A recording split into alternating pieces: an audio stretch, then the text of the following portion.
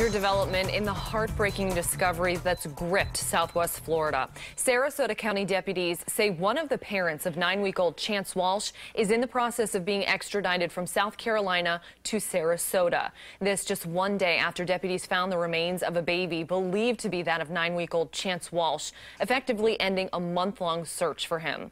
Chance's mother, Kristen Bury, could arrive in Sarasota County sometime tonight to face charges. She and Chance's father, who you see there on the right, Joseph Walsh, are the prime suspects in this case. Deputies say that they found the baby's body yesterday afternoon in a wooded area along Wylam Drive and English Circle. It's about 13 miles from Chance's home, which is on Orduna Drive.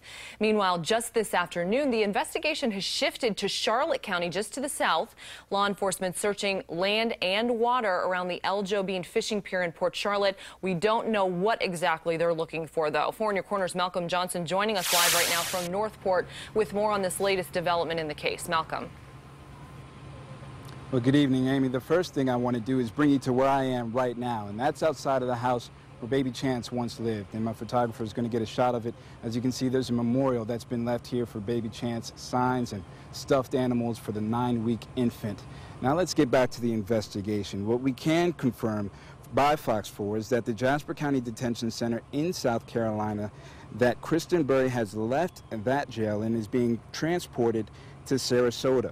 You're getting a look at her right now. The man you're getting a look at in the picture is Joseph Walsh. That's Chance's father.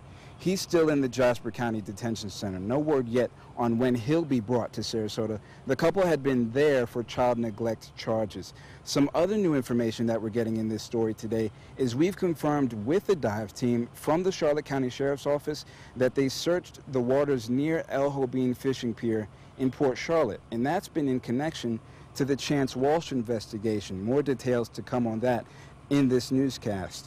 Now, the body believed to be of baby Chance still has to be positively identified by the medical examiner's office. The cause of his death, that's still under investigation as well.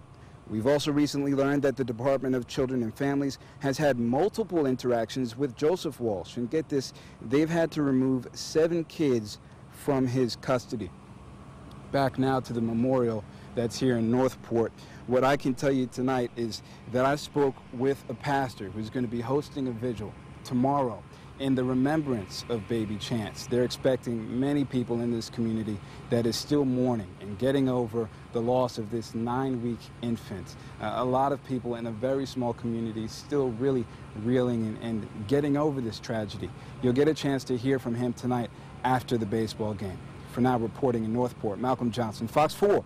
In Your Corner. All right, thank you, Malcolm. Meanwhile, as we've reported, Chance's parents have a well-known history of drug abuse, and this investigation continues to develop. It's raising a lot of questions about what responsibility the community may have had in ensuring baby Chance's safety. 4 in Your Corner, Stephanie Tinoco taking that question straight to child advocacy experts, and she joins us live. Stephanie.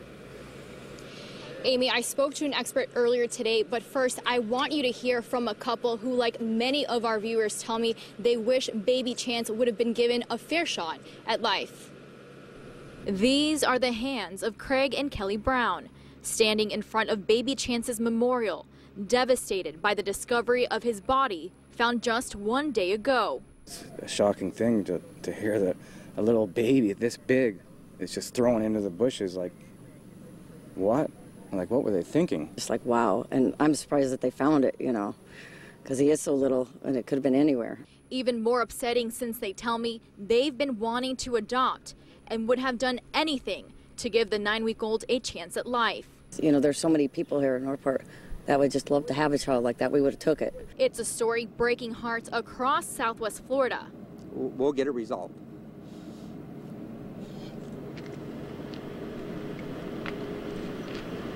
And the community hoping something like this won't happen again. What would you like this community to do just in his remembrance? Maybe just keep his memory alive, you know, and make more awareness of child abuse. The parents of the 9-week-old have a history of drug abuse and have charges for child neglect. I spoke to the Children Advocacy Center of Southwest Florida.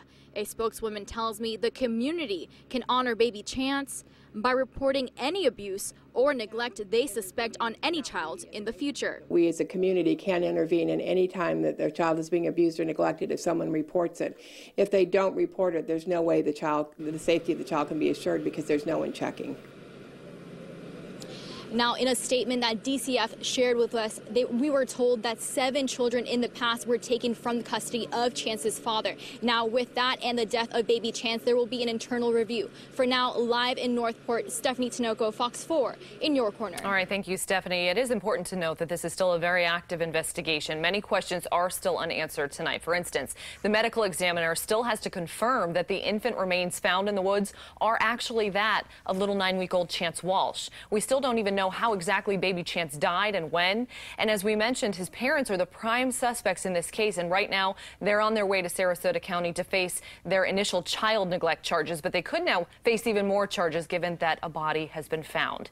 If they in fact killed baby Chance, why did they do it? And who buried him in this wooded area in Northport, 13 miles from the family's home?